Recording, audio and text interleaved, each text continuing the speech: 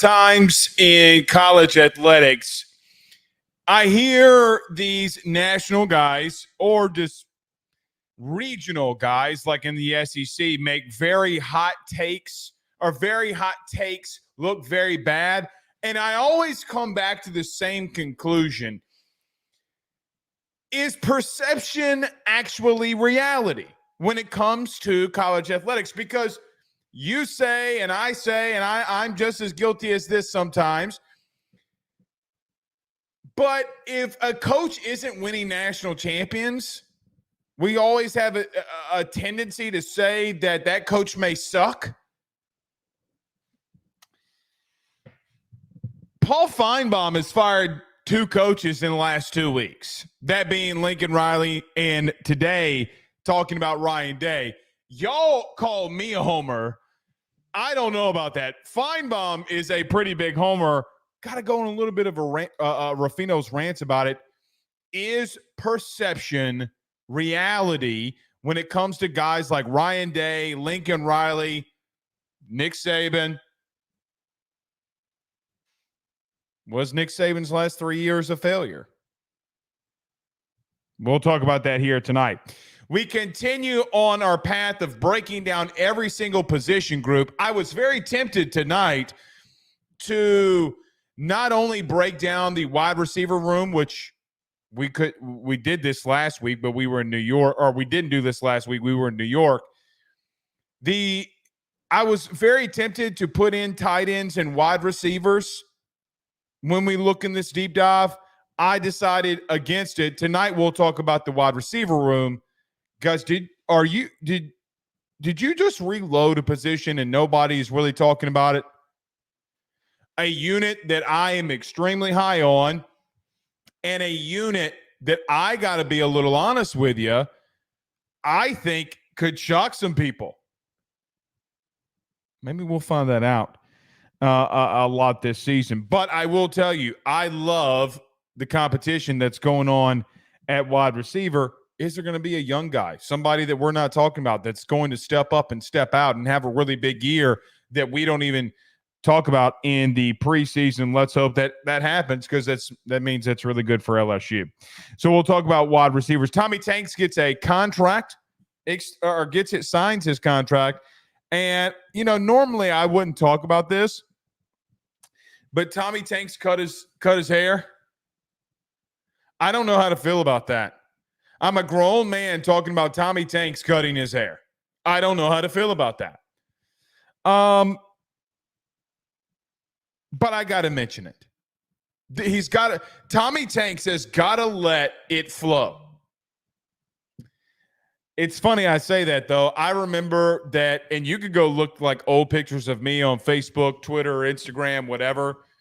When I was in college, man, I had really, really long hair, like crazy long hair, like down to my shoulder, like past my shoulder blades. Yes, me. Had very long hair. And it was funny. As soon as I graduated college and had to get a big boy job, time to get to reality. Maybe Tommy Tanks is doing just that. But my man would look like a taper with the long bangs in the front. I'm talking about a man getting his hair cut, and I got my hair cut today.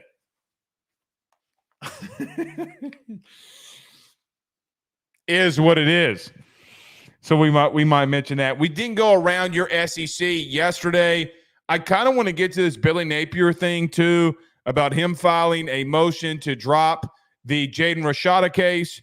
And we'll just talk about some things going into the season that have been chirping around the SEC as well. A lot of people thinking Sam Pittman's getting fired. I might want to go and talk about a little bit of last week's SEC Media Days rankings. Didn't really get into that too much. So we'll talk about it at the end, because tonight we're going to have a big show. Buckle in. It's going to be a good one. I don't know about you, but majority of times people watch this show majority on Mondays. I think these deep dives and things that we talk, just me and you, and going inside the weeds here, I think that these are the best shows. 100% the best shows that we do because I feel like we learn more about our team going into the season. And I like doing them. Not saying that the guests aren't going to be great, which we are going to start lining those up coming next week. So really excited about tonight's show in its entirety. Where is everybody watching from tonight? Speaking of hair and Tommy Tanks, I would be remiss if I did not mention Joe Burrow going full Slim Shady. Now, I don't know if he's the real Shady because all the other Slim Shadys are just in my whatever that word was. Will the real Slim Shady please stand up? I think Joe Burrow looks exactly like Cody Rhodes. Now, that is new world champion Cody Rhodes to all of you, I might add. WrestleMania this year, having it on Peacock for normal people like me to be able to watch it was fantastic. But I think Joey Burrow, Joe Shiesty, looks exactly like Cody Rhodes, the WWE champion. Now, I don't know if Cody Rhodes is still the WWE champion because I only watch WrestleMania. I don't know anybody. I used to watch. I don't know about any of you guys. Show of thumbs in the hat. Who used to watch WWE, WWF during the Attitude Era? Stone Cold, The Rock. I mean, we call this the Rudy Crew chat in the YouTube chat. So, yeah, you know that I did. We've talked about this before. We used to talk about it all the time on the show. All the time on this show about watching the WWE, WWF. Thursday night SmackDown, Monday night Raw. You had to love it, man. And you know who my favorite was. If you smell what The Rock is cooking. When The Rock left and started doing movies is literally when I walked out the door. You know, it's ironic. That could be the same thing that happens to the NBA when LeBron hits the door. Now, some people are going to say, Blake, you're ridiculous. You're crazy. That's not going to happen. Okay. What's NBA going to look like post LeBron?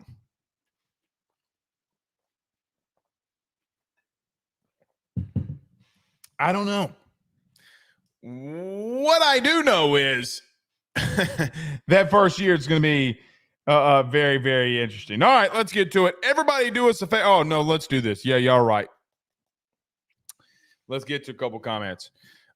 Drew says, any word on how the dual OC system is coming along? Not that I've heard, Drew. Not that I've heard. I mean, look, I think it's going to be fine, like legitimately. But Joe Sloan is going to be your play caller. I do think that Cortez is going to have a lot of say-so in the passing game. I really do think that that's going to happen. I want to say this though because when I say this is going to sound so bad to Mike Denbrock. I am not meaning it like that. Denbrock knew exactly what Brian Kelly wanted. So Brian Kelly was not very hands-on. Guys, yes, you're going to have some things that change. You know, like you're going to go under center a little bit more. You're going to use 12 personnel. That did not fit Jaden's style at all, right? Like it just didn't. So, yeah, things are going to get back to normal. But I would be remiss, too, on something else. I don't think people understand that you're going to run Brian Kelly's system. Nobody wants to talk about that. I've had arguments with people about that. No, it's Mike Denbrock. Okay, I'm old enough to remember when Brian Kelly was at Cincinnati in his early years at Notre Dame. Remember, Notre Dame was a spread amount attack. They were not 12 personnel, big-time O-line running right down your face. No, they were running and gunning in the early years of BK at Notre Dame and at Cincinnati as well. You're going to run what he wants. I do think that you will be more physical and imposing your will in the running game. You were very finesse a year ago. Very finesse. Nothing wrong with that. I mean, being very finesse, obviously, with Jaden Daniels. I mean, guys, you know what that looked like. But I just think, guys, you're going to have to get used to you running the ball 2 times in a row and getting 4 yards and getting on third down and running that son of a bitch again. I don't know how many times that they'll do that because you got to bring toughness back to this thing. Because you're going to lean on that offensive line. So, Drew, I know that's a long, extended answer. I do think Brian Kelly is going to have a lot of say-so in the offense. What I do know is this, and this gets missed too, because Brian Kelly reminds us of this and nobody talks about it. You know that he's in every offensive meeting. You do know that he's in every quarterback meeting.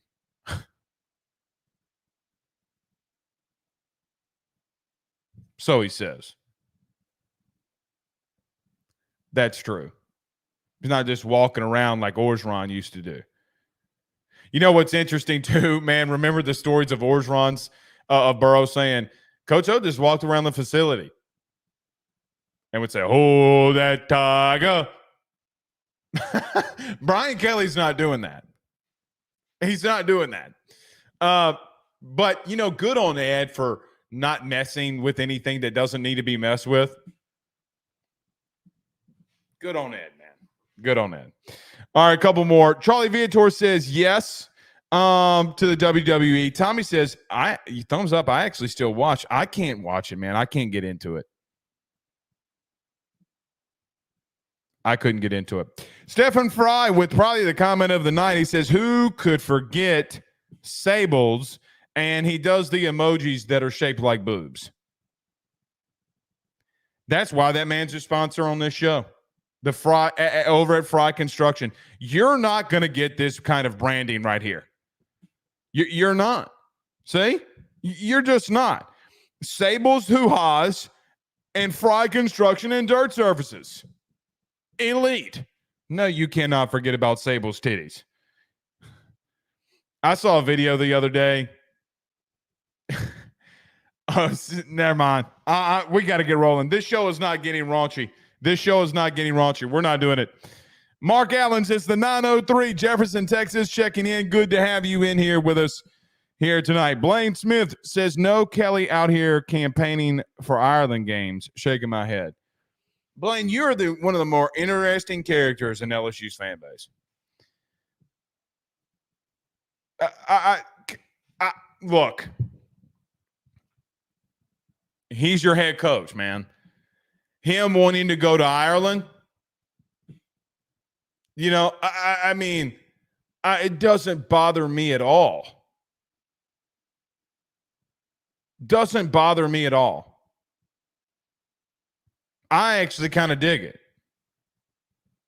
To be real with you. I really do. With the tradition that you have like there going overseas and playing in a game, I know it's going to be difficult. I get that. Guys, he's your head coach. He's not, he's not coming out here asking you for many things. Be honest with you, I don't really know if Brian Kelly really asking LSU fans for anything. He's not out there like campaigning for you to give to the collective. Not in his own way he is, but you get what I'm trying to say here. He's not going like Lane Kiffin out there and saying, I need you guys to give into the collective. Kirby Smart sending out Twitter links to their collective. I back him in that. Let's go. You know what? Here's the game. LSU, Notre Dame, and Ireland. Let's go beat that Irish ass in Ireland. And let's come home with a W. That's what I want. That's what I want. I want LSU, Notre Dame, and Ireland. Brian Kelly wants a game in Ireland. Let's get the Irish, the fake Irish, and go see some real Irishmen. Guys, competitors want that game. There will be somebody in Notre Dame's media that's like, this dude's a dummy. Whatever. Competitors want to compete. Your fan base now with your ex-coach coming to LSU, do you not want to compete? Brian Kelly wants to go to Ireland. I see Notre Dame fans saying, that's a shot at us. Y'all have talked more shit about that man in the last 2 years than a scorned ex does to his boyfriend about his boyfriend who cheated on her. I mean, you legitimately have talked shit about him for 2 years. Meanwhile, Notre Dame's out here with these cringy ass videos. I don't know. All right, let's get rolling. Everybody do us a favor by hitting the like and share. Share all those groups. If you're on Facebook, share to all of your social media pages. If you do it on Facebook, I might start leaving you a little note of the people who share it. You know? Hey, man, I appreciate you. If you're on YouTube, like, subscribe, notification bell. Getting close to 8,000 subscribers. I need you guys to start pushing to get us to that 10,000. I greatly appreciate y'all doing that. Also, if you're on Twitter, hit the retweet, repost, whatever they're calling it, and wherever you listen to podcasts, rate, review, and subscribe. Let's talk about our good friends over at betonline.ag. Our good friend Tyler Alexander over at LPT Realty. Our good friends over at JJ Exterminating. Big show we got to get to. I'm excited about it. Stay with us. BetOnline is the fastest and easiest way for you to wager on all of your favorite sports, contests, events, with the first-to-market odds and lines. Find reviews for all the news for each league, including Major League Baseball, NFL, NBA, NHL, combat sports, college sports, esports, and even golf. BetOnline continues to be the top online resource for all of your sports information for live in-game betting, props, and futures. Head on over to BetOnline today and use your mobile device to join and make your first sports bet. Use our promo code BELIEVE50, that's BELIEVE50, BLEAV 50, to receive your 50% off welcome bonus on your first deposit. That's betonline.ag, betonline.ag. He will sell your house and find you a new. Well, Tyler's the man, he's here for you. If you want to buy or sell, well, it's not too late. Dial 955-0008. Just call 955-0008. Y'all call Tyler, he'll shoot you straight. Louisiana is unique. The food, the festivals, even the bugs. No, not mud bugs. Unwanted bugs like these. The ones you don't want crawling in your home or business. Trust the Shield from J&J Exterminating. We've been protecting Louisiana homes for over 50 years, earning the trust of our clients because we deliver what we promise. Protect your home from pests. Get the Shield from J&J Exterminating. J&J Exterminating. Yeah. We're back. You know what I hate about Paul Skeens being at the Pirates is that he's given up one earned run today through 7 innings and only 2 hits. So Skeens gave up 2 hits, 1 earned run, and has 6 strikeouts through 7 innings, and the Pirates are losing 1-0. I mean, guys, what we've seen from Paul Skeens with the Pirates is absolutely unreal. I really don't know. You know, the Ben McDonald's, the Paul Skeens of the world, guys, those dudes do not come around once, maybe every 30 years. Maybe. If you're lucky. Paul Skeens has revolutionized, to some extent, Major League Baseball. You have people out there from other fan bases saying, hey, man, you got to put in the All-Star game, you got to let Skeens start. You got to let him be number 1. Every time somebody says Paul Skeens, these 3 little letters that I have on my chest, LSU, comes up. All right, let's get to it. Let me get to this very quickly because I want to make something known. Perception in sports is never reality sometimes. Like, I see Paul Feinbaum out there today talking about Ryan Day. If he loses to Michigan again, he should be fired. His teams the last 3 years have sucked. Even though last week he was talking about Lincoln Riley and about how he needs to be fired after one bad season. And I just don't ever know if perception is ever really reality when it comes to college football. I'm going to ask you who this coach is. Let's play a little game. You know I love trivia. Over the last 3 years, name this coach.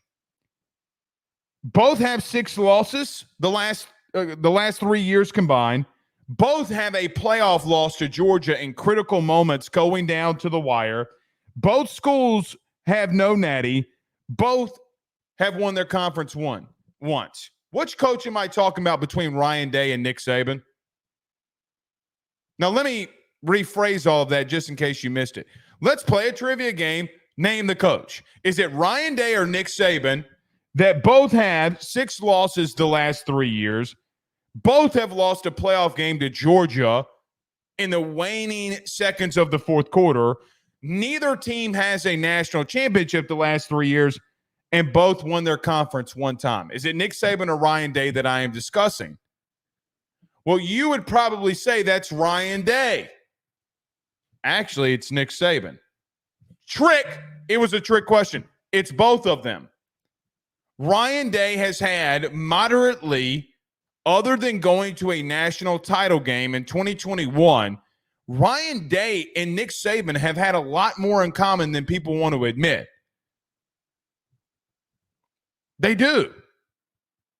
Now, Nick's program was a little bit better, winning their conference, winning the SEC a year ago. Nick had a very tough offensive system that he was trying to pull off last year, still got to a playoff. I get all of that. Ohio State's only loss in the regular season was to the national champion, and they didn't have dudes in their bowl game when they played Missouri. So the last 2 times that we really saw Ohio State in full force was a loss that they had. The only losses they had was to the national champion Michigan Wolverines and to the national champion 2 seasons ago against Georgia on their way to repeat.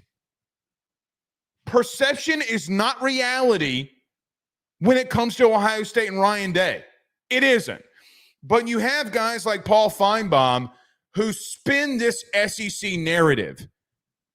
Now, a lot of people actually think that I am an SEC homer. But Ryan Day literally just lost to the national champions in Georgia and Michigan when they were actually full force. I'm not going to really take that Mizzou game. You know, their starting quarterback wasn't in there, whatever. Whatever. It's a great win for Missouri, but whatever.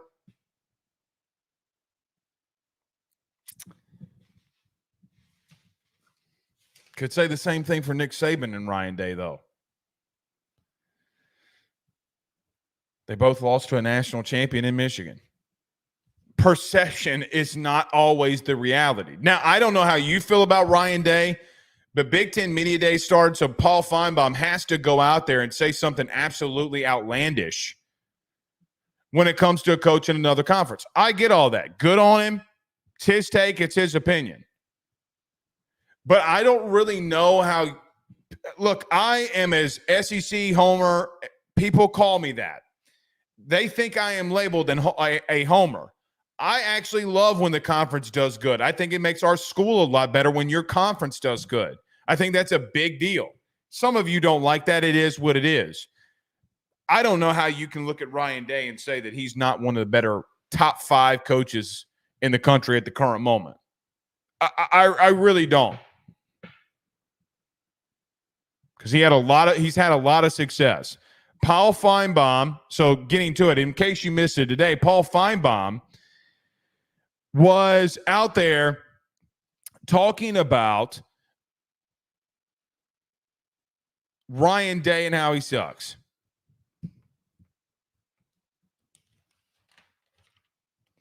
I don't know where we're at when perception and reality don't come together. I would love to know y'all's opinion of Ryan Day. Put it inside the chat. What is your opinion of Ryan Day?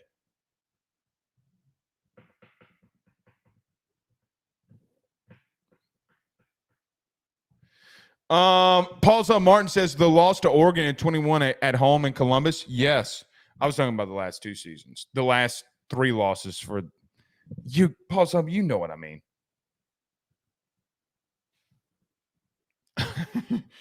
The last 2 losses that they have outside of Missouri, the last 2 years are to Michigan twice, or Michigan and Georgia.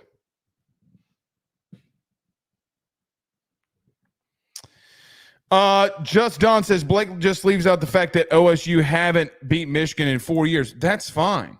I get that.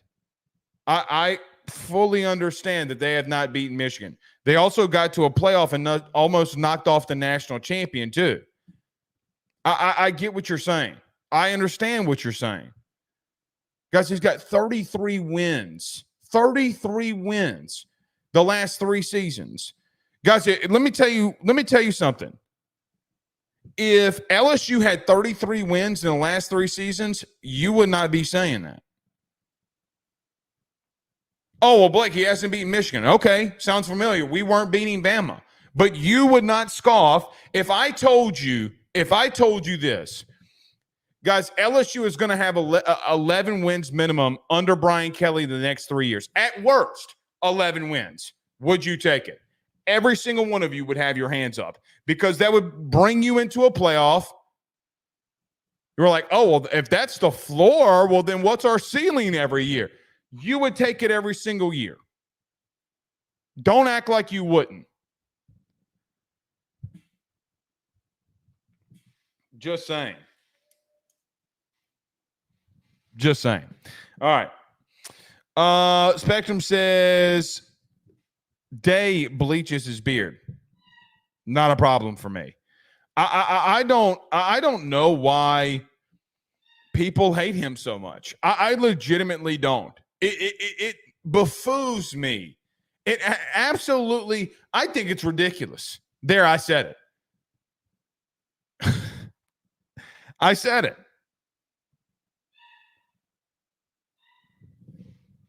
Paul says, yeah, but who do they play? I mean, they play about the same number of ranked teams that you do. Penn State doesn't suck.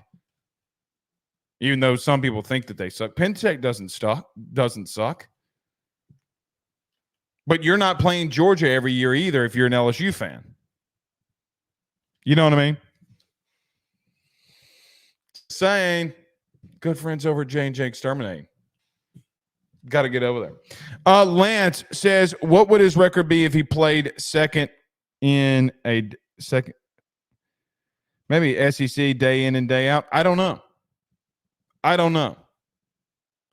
But, guys, you're saying he sucks, and he's got a lot of same things that Nick Saban has had the last 3 years. Both won their conference once. Both didn't win a natty. Both lost a close playoff game to Georgia. Both have 6 losses over the last 3 years. Saying he sucks? Come on, man. Come on. All right. You can say what you want. Okay, they're not playing everybody. They're down. They lose to Georgia on a field goal. A field goal. At the end of the game 2 years ago. Guys, if they beat Georgia, they're winning the natty. Game just didn't go their way. I don't think Ryan Day could have done anything different in the game that they played against Georgia. I really don't. That was the national championship game that year, for just being honest. TCU got their cheeks clapped. All right. Let's get to this. Before we get to wide receiver play, I want you all in the chat to give me your opinion.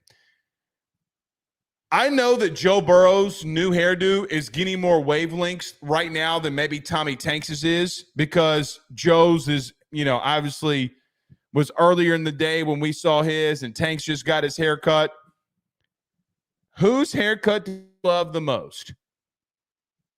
Tommy Tanks' new fade, or do you like Joey Burrow's blonde hair looking like Cody Rhodes, the WWE champion? Tell me in the comments, who do you like? Gotta be real with you. I love Joe Burrow more than anybody. Don't know if I gotta go with Tanks, man. I don't like the bleach blonde hair thing. Even though, I mean, my beautiful daughter's a blonde, but not the bleach blonde. Not the bleach blonde. No Slim Shady. Couldn't do it. Couldn't do it. But Joe Burrow makes everything cool, though. I will say this. I might not have any sense of style. Joe Burrow makes everything amazing. Trendsetter. All right. Let's do this. We got to get to wide receivers. I did not realize we were already 33 minutes into the show. Let's do this.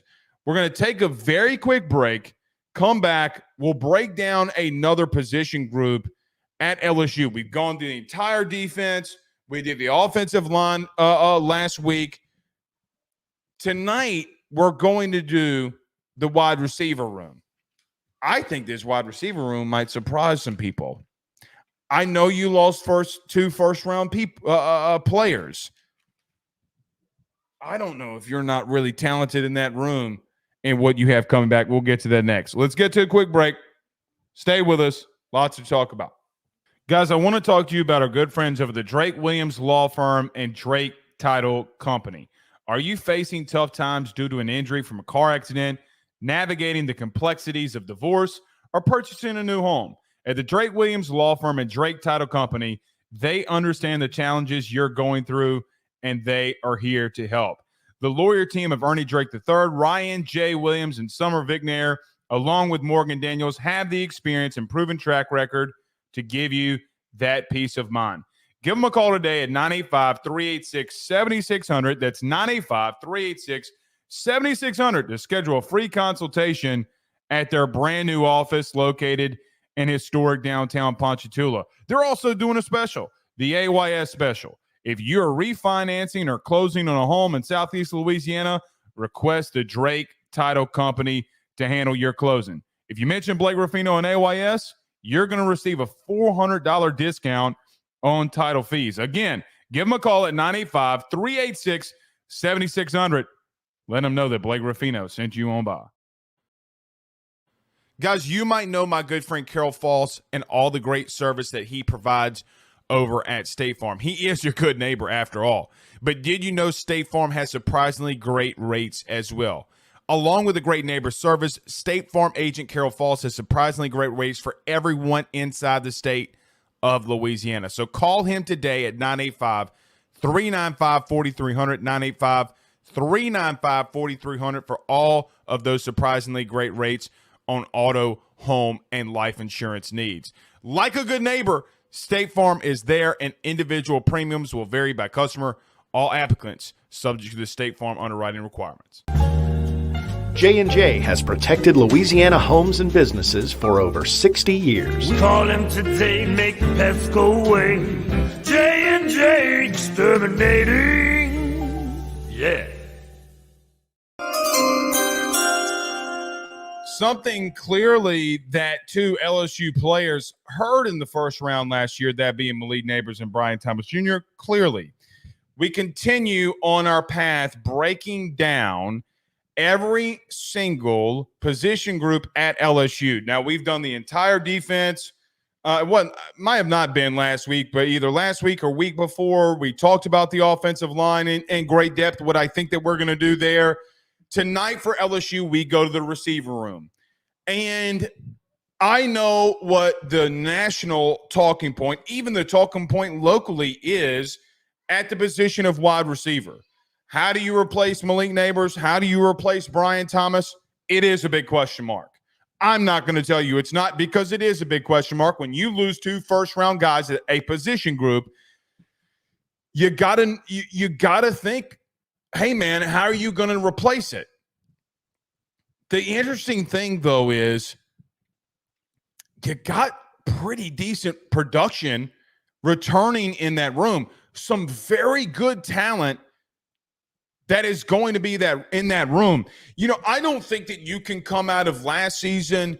I don't think that you can come out of games like Alabama, the bowl game against Wisconsin,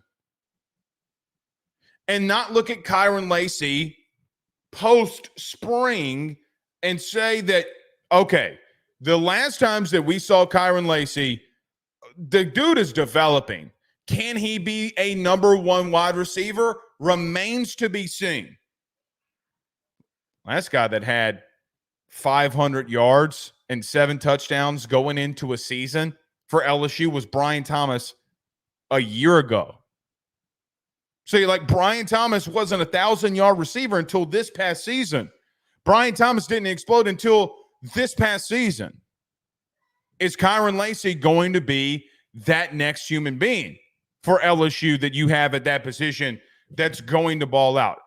I think that Cortez Hankton has got to get flowers on the developmental piece of what we've seen at this position group. I think that Kyren Lacy is the poster child for that. Because Kyren really showed he had a couple of big drops. I understand that. He also had some really big catches for you last year too. I think about the Ole Miss game when you need to go back in there and start scoring at will. The one-handed grab that he had in the back of the end zone on the fade route was a massive score, a big deal. Jane Daniels trust him to come down with it in man-to-man coverage on the outside. I think about the Alabama catch right before half to tie the game going in with Alabama. Hey, man, your defense sucks right now, but Jane Daniels is going off. At the end of the half, Kyren Lacy made arguably the best DB, in my humble opinion, in Caleb Downs, the best DB in the country. He made him look like a freshman. And Kyren won a big-time battle against a big-time premier safety, lining up in the slot. I want to be very high on Kyren Lacy. I want to. You got to see him do it. You got to see the action. Because when you see a player like Kyren Lacy, year 1 in 22, you see the development that he had in 23. You ask the question, can he develop into a guy going into year 3? Can he be that number one? Now, Kyren, for whatever it's worth, has to be better with drops. He cannot have the crucial drops that he had a year ago. Cannot happen. The big one against Florida State, the big one against Texas A&M. Ironically, the big one against Arkansas, did have one against Auburn. Before we say Auburn game we ran away with it, I will remind you that game was relatively close early. Auburn was coming off of a bye, if I remember correctly. Can he take that next step? 30 catches, 558 yards, and 7 touchdowns for Kyren a year ago, and being the number 3 wide receiver. Kyren is a lot of things. A big body guy that, man, look, he might not be the fastest human being on the planet, but he starts separating from dudes, and that is something that you want to see. I think that he is one of the best players in the country at catching a ball from the line of scrimmage to 10 yards in. The hitch route with him at times has been unstoppable. It was unstoppable at times last year. It was unstoppable for sure in 22 when Jane Daniels needed a first down. Guys, he went to Kyren Lacy a lot in critical situations to get the catch and get a first down. Can he take that next step? Now, I would remind you that when Kyren Lacy became the number 2 wide receiver in the bowl game a year ago when Malik Neighbors got the record, went out of the game, no need to play it. Kyren Lacy had 6 catches, 95 yards. Brian Thomas was still playing in that game pretty heavy. Obviously, he caught the game winner for you. But Kyren was a big deal in that game. He has a really good rapport with a quarterback that's been here for 3 years or will be going on to 3 years together. I like that connection. I thought post or during spring, it was undeniable for everybody that was there. This is not my opinion. Go back and watch during spring when Brian Kelly allowed us to be at practices and scrimmages.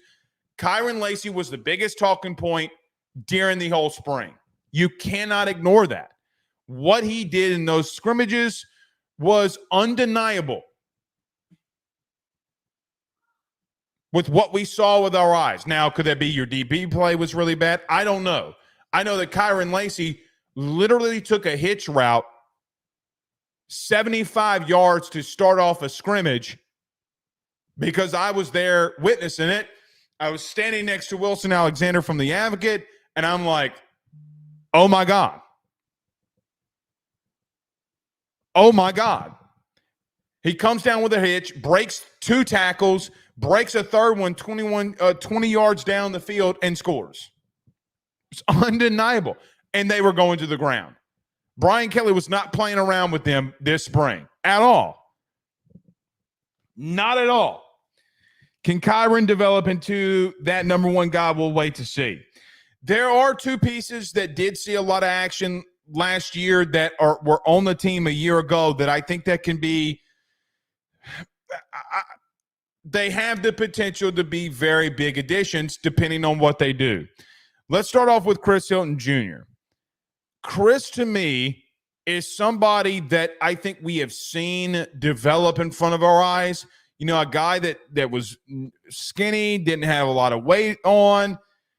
Because if you look at Chris Hilton now, I mean, okay, he's still slender, but dude's put on some serious muscle. By the way, I'm hearing that Chris Hilton broke a miles per hour record at LSU this summer at running at 23.7 miles an hour. It's what I was told. 23, a record at 23.7. The last time we saw it was 23.3 or 23.4. You got to utilize that elite speed. You have to. You have to give it more action this season. Because, look, you did it with Brian Thomas Jr., who was Chris Hilton's roommate a year ago, I might add. You did it with Chris, with Brian Thomas Jr. Now let's try it with Chris. I think Chris has the potential because of how big we've seen with guys with this amount of elite speed take a big step the next year. I think of like guys like Justin Ross. I think of guys like Xavier Worthy. Xavier Worthy had to play early at Texas before Chris was able to get his chance. But that was more of a necessity. Both guys had kind of some similar traits going into their premier starting seasons. Chris Hilton had 3 catches, 56 yards, and a touchdown against Wisconsin and was, at the end of the game, a go-to guy for Garrett downfield.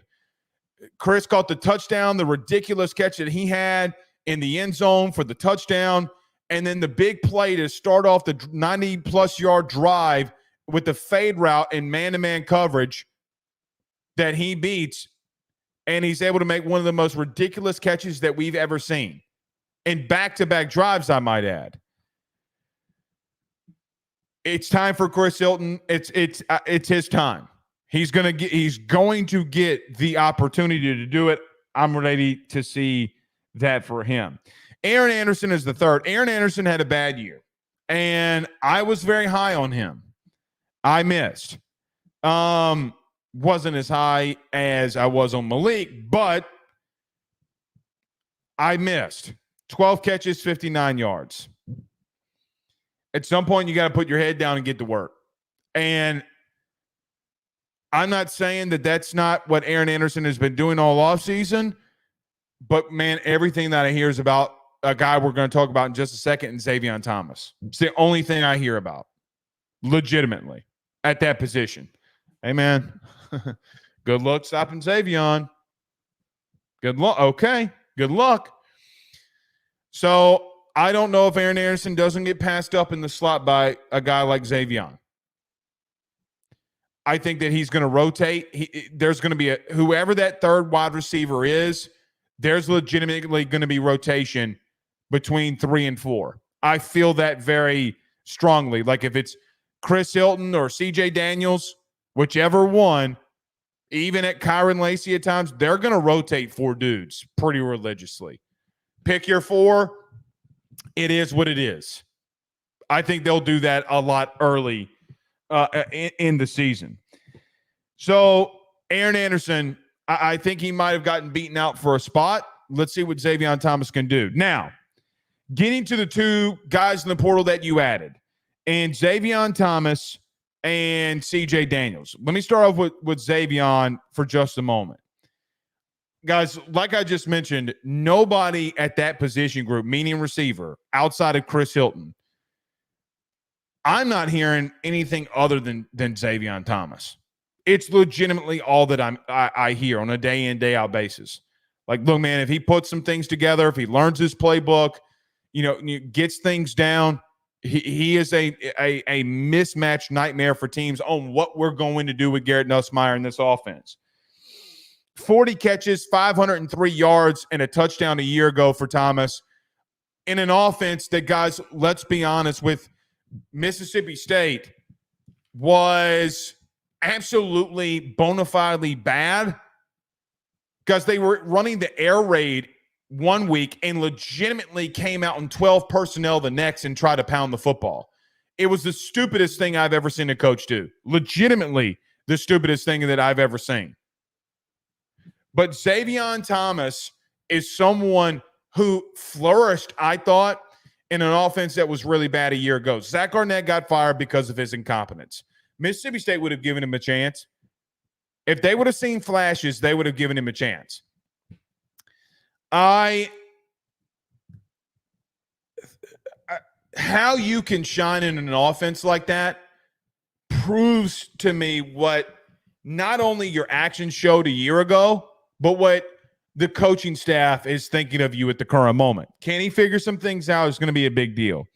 CJ Daniels. Look, I think that everybody in this fan base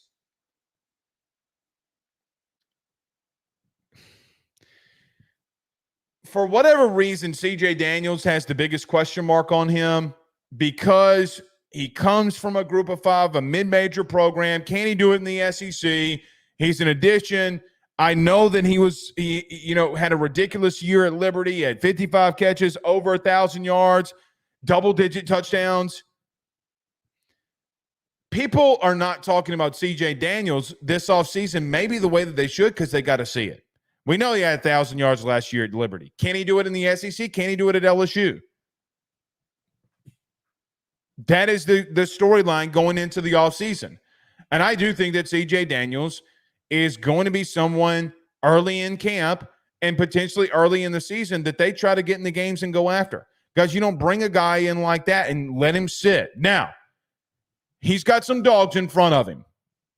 He's got some dudes, which we're going to get to the position group in just a quick moment.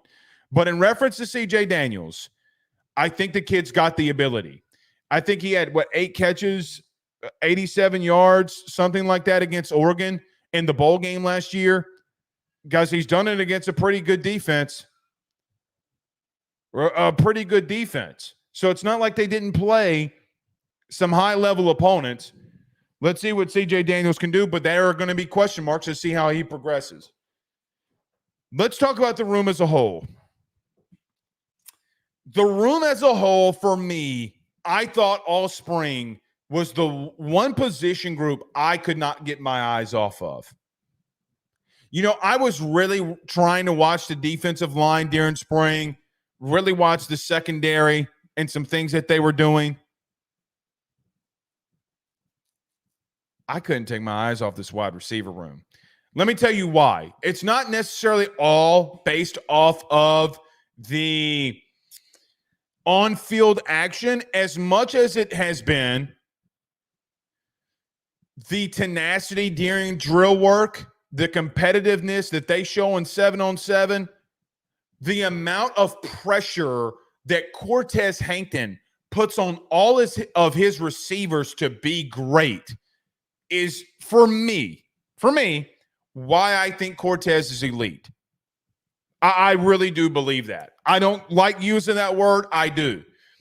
Because from the start of practice every single day, you're going to have to come in and work. Because if you're not, you're out of there.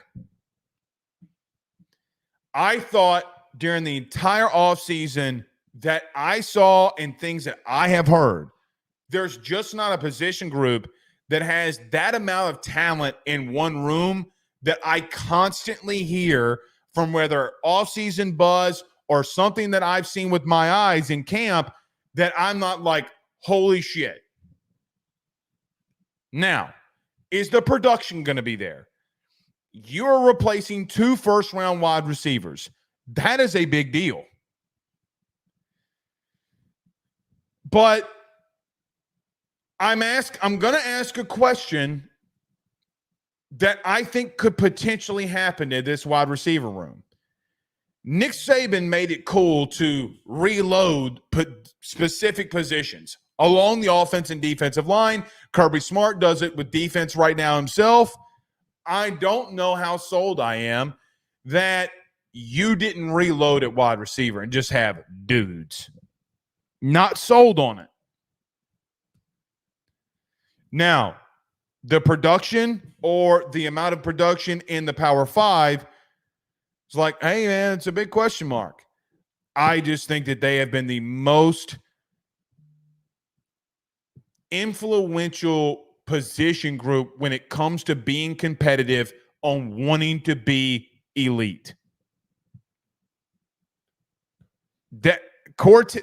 Guys, the amount of pressure that your co-offensive coordinator, Cortez Hankton, puts on those guys is ridiculous. And they say pressure makes diamonds. I just think the development that's going on in that room, we are taking it for granted. I really do. Everybody's got a lot to prove. I'm a talking head. I can be wrong. They all got to prove stuff. I don't feel like I am. I wouldn't have come out here and been as passionate about this wide receiver room as I have been if I'm just not going to sit here and say, hey, man, you got to watch out for him. I think we reloaded. I don't do that often. Now, in my early tenure in doing these shows, I used to come out here and say, yeah, we got this guy and we got that guy. No, you got to put in the work. You got to put in the work. I would not be mad if C.J. Daniels, Chris Hilton, and Kyron Lacy are the first 3 wide receivers that you come out with. Oh, by the way, what are you going to do with Trey'Dez Green? How quickly does Trey'Dez Green, who, guys, I got to be real with you, I don't know if they don't line up at the boundary, specifically in the red zone, and don't say, hey, big fella, we're coming to you. I don't know that. No, he's been doing some wide receiver drills, though. We'll see. We'll see. You have 150 catches from those 5 guys that I mentioned coming back from last season. 150. It's not terrible. It's not enough through 5 guys, but it's not terrible. If you cut out Aaron Anderson, it's actually a lot better for 4. Is what it is. You do have, of the 4 guys that you think that are going to start, 2,400 yards returning along with 20 touchdowns. It's not bad production to have in that room at all. Because, I mean, quite honestly and ironically, it's what you had a year ago returning. Jane Daniels threw for about 2,500 yards, had, 16 passing touchdowns, wasn't it? 16 maybe? Maybe I'm wrong in there. Maybe it was 19. I can't remember. I know it wasn't in the 20s. Guys, how many touchdowns did Jane Daniels have in 22? Didn't have a whole lot of production technically returning. Now, Malik Neighbors had 1,000 yards. We only had like 2 touchdowns. I went back and watched last thing, and then we'll get to comments, and then we'll get to around your SEC and then get out of here. I went back and watched that Wisconsin game today. Brian Thomas, you just forget how big of a factor he was. But, man, Kyron freaking Lacy, dude. 6 catches, 95 yards. All of them were big-time catches, too. And then Chris Hilton. I think you reloaded there, man. I think the development of Cortez Hankton is not going to allow you, barring injury, to take steps back. I do wonder if Kyron has taken this offseason and serious enough. You know, has Kyron Lacy taken this offseason seriously enough? I know Chris Hilton has. I know that Xavier Thomas has. I know Kyle Parker has too. Is he the guy that comes out of nowhere? I don't know. Kyron Billiot. What's up with Shelton Sampson? So, yeah. All right. Let's get to a couple comments. Before we get to questions, in my college football 25 dynasty, I'm about to land the biggest recruiting class of all time. Legitimately. I'm going for all 5 stars.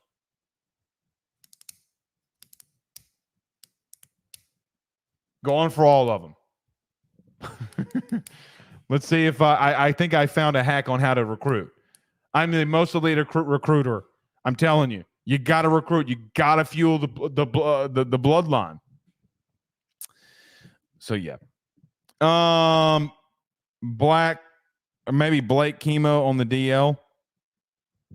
I know you keep saying that. No. Maybe he was talking about this. Black Connection, Rafino.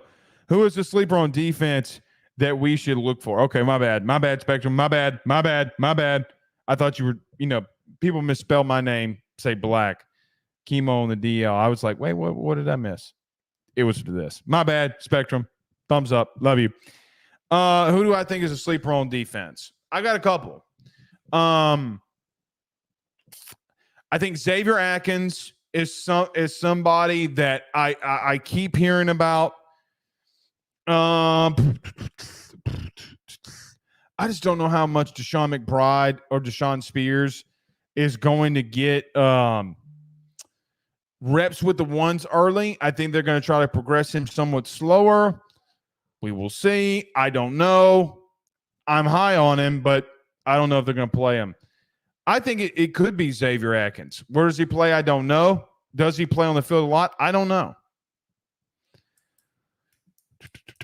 I will say that, Xavier Thomas, I have heard, has slimmed down a little bit.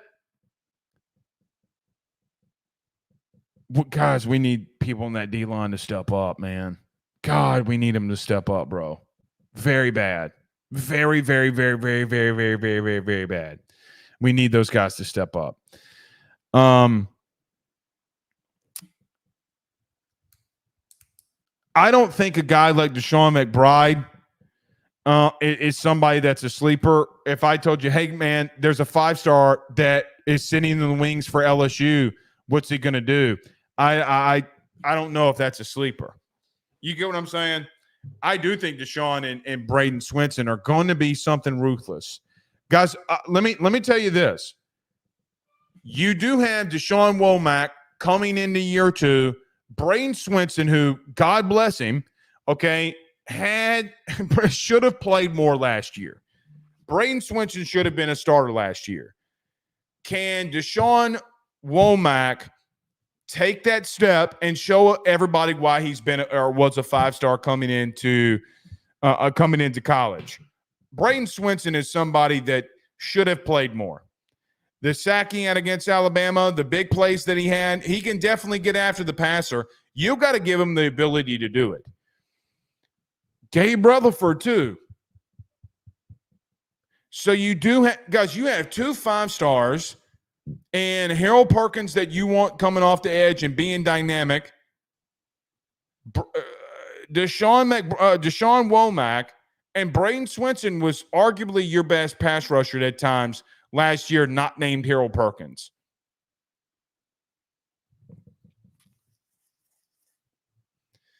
I think you got some talent on the edge. I think that Kevin Peoples might be the most important coach this year in reference to something that I don't think how do I want to say this? Kevin Peoples won't play Ovie Oghoufo over and over and over again. God bless Ovie Oghoufo. He ain't going to run him out there like that. It ain't going to happen. And if it does happen, then it's coming from BK. I mean, Kevin Peoples, everywhere he's gone, has rotated dudes in and out like we all change underwear in the morning. If you even wear underwear. Sickos. Shand, we'll see. Jordan says Harold Perkins is a cheat code in CFP 25. Ridiculous. You want to hear something crazy? I got Harold Perkins to come back. Projected first-round pick. I got him to come back. Showed in. So I have a senior Harold Perkins who's a 99 overall and the best player in the game. It is a cheat code. You want to hear what I did for year 2? It's Deshaun Womack and Harold Perkins on the edge. I did recruit 2 5-stars that are starting for me right now because they were just better coming in, ironically. I have Xavier Atkins and Tylen Singleton in the middle. This is going into year 3, by the way. Deshaun McBride is one safety. Kylan Jackson came back, he was just a redshirt sophomore. Kylan Jackson, McBride. I have a 5-star Malvaux, Malvaux, a 5-star in the game that's at one corner, 6'2", 205 pounds, 5-star. I'm telling you, man. I recruit my ass off. I spend more time recruiting than I do playing the game. I'm locked in 24/7. Y'all need to hire me as y'all's head coach.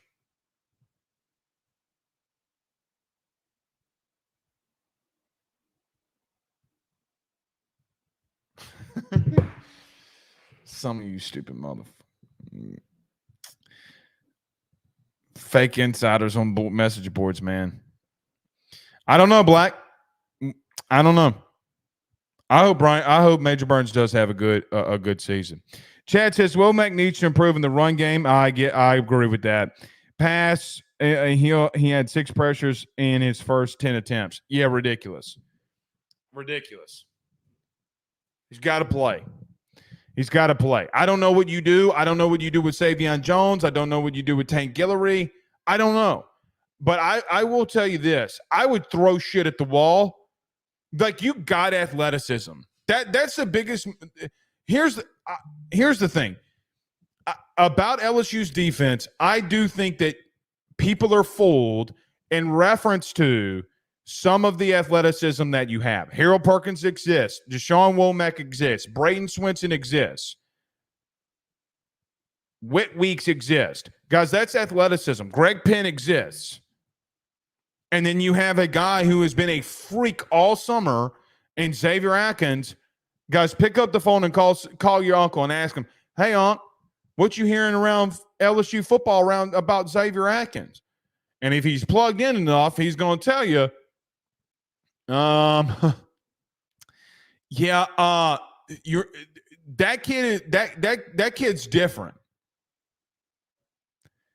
The thing about Xavier Atkins that I worry about is can he pick up? How quickly can he pick up the game? If it's see ball, find ball, see ball, get ball, Xavier Atkins is going to win. I fully believe that. Fully believe it. I just think sometimes on film he looks confused in high school. Like he's thinking too much. But you want him to go sideline to sideline? Dog, that kid can play, man. That kid can play. That kid can fly, too. I was told, I think Xavier Atkins ran, what was it, 22 and a half?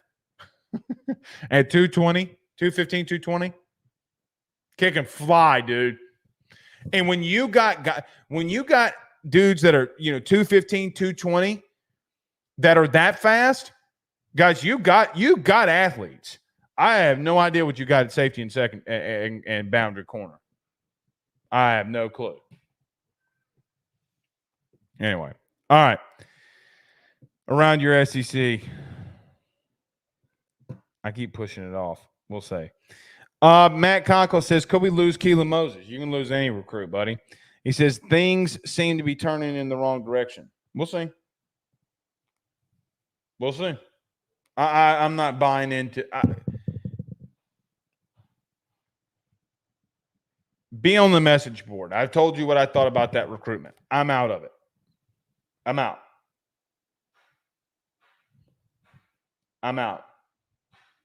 In reference to all the chit chat, be here, don't want to be here, do what you got to do. I'm not going through this Dylan Moses shit. Ain't going to happen. Love the kid. Personally, love the kid. He has been fantastic at every stop he's been in. I agree that, okay. Love it, hate it, it is what it is. I'm skipping around your SEC. We'll see y'all tomorrow. Peace.